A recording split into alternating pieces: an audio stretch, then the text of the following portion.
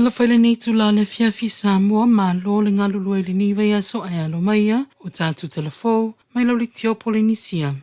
O lo whawa o lawanga sia singa an matanga ringo tina mata mai tai a tina e o awhio anga maanga wheso tai e le vaenga o lo ngafa mawhalalanga ta itasi uporu masawai. E le komiti whautua a le matanga luenga. E se foro ono whalalanga sa o atu iei le komiti langa e peo le whalalanga a le komiti pitonu, komiti satu fia, komiti papai puleia o le awaluma a ngau teivai, komiti siutu, mafutanga tina AOG i fonga savai. O le komiti whale lima, komiti malai fanga, komiti sapini, teine o le fanga o neone si ufanga i fanga, ini e tina matamaita i lalo malava, komiti tina matamaita i vai a fai, whalalanga whale tua matausi iwa. O le aunga male whamoe moe o le nea si singa o le turiloaina lea o le ngā solonga o le langaina, o le ia Samoa tina matamaita i o whalalanga, a wale fuatanga o lo manei le masina o mei, o le nea si singa e whautua ina ai mtala langa, o tosi ma le momosi o ie, ina ia mauti noa o lo o mulimuri ta ia ta iala, o whainga whaavai ua mai au na whaata o toi lima ta ita ina i le langaina o le ie Samoa.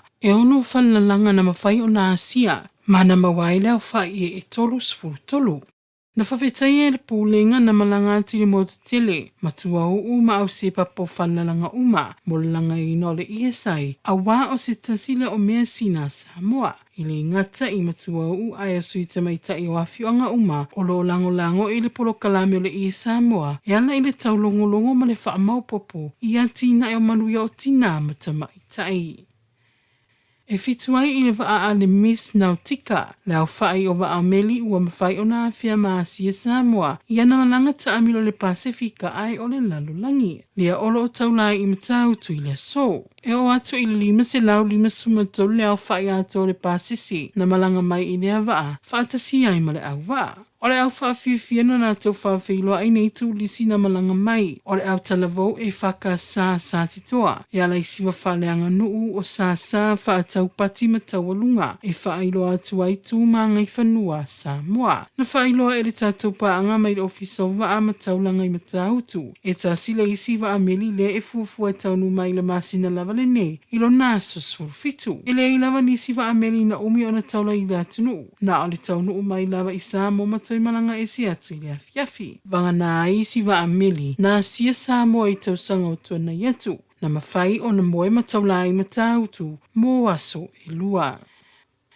Ua tai whasalo atu i tua le vaenga lo na lua o ngā luenga listala le ofisa komisina o whai ngā pālota, mō i lātau na misi le vaenga mua. Pei o na iai le tu atu i Sao Polo, i a fio anga o sa le apanga le pā au whanga ma loto whanga, ma tātufu utu lai sapo e masalani. Ua whalau i loa foi, le tuai ai o na tapunia, o le ofisa i mulinu. Pei o na matai le vai asali nei, e tatana le ofisa i le tu la e vai le tai au ai tapunia i le valu le afiafi, i le asonga fua, anga i atu i le asa wharaile, ai o le asa tua nai o le i vai le tai au ai tapunia i le whai le afiafi. Taluele i a whale au whai o tangata e tau ona resitala mo le pālota luono. Ua whai loa i lo ofisa komisino whai ngā pālota. Le nau i au o atu i le tau sanga fō ua maua le iwa sulu iwa pasine o tangata ua mai a whai resitala. Ma e tā ua le tau au mai o whaamoninga. Pei o le pepa whanau whaatasi ai masi ID. E iei se ata i lunga e whaamoni ai o oe e ana le pepa whanau. Pei o le laisene avita vale ID nupi wha.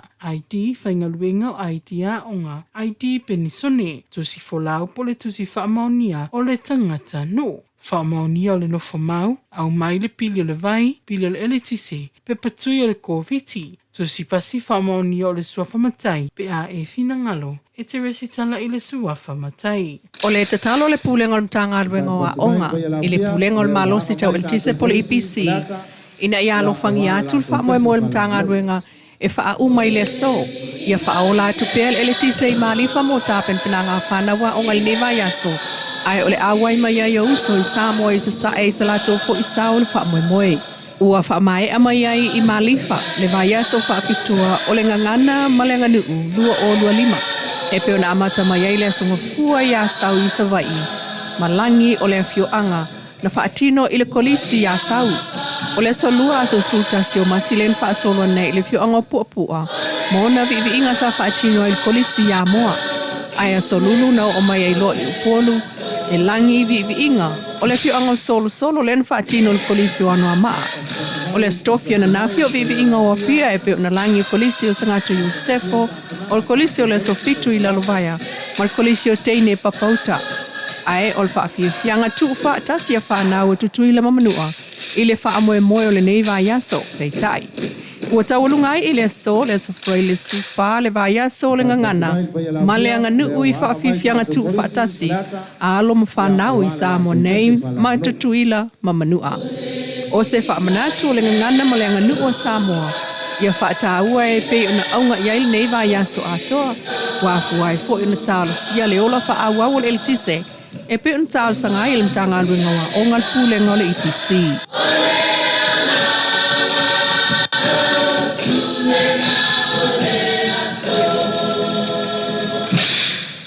Ai nisi Tala.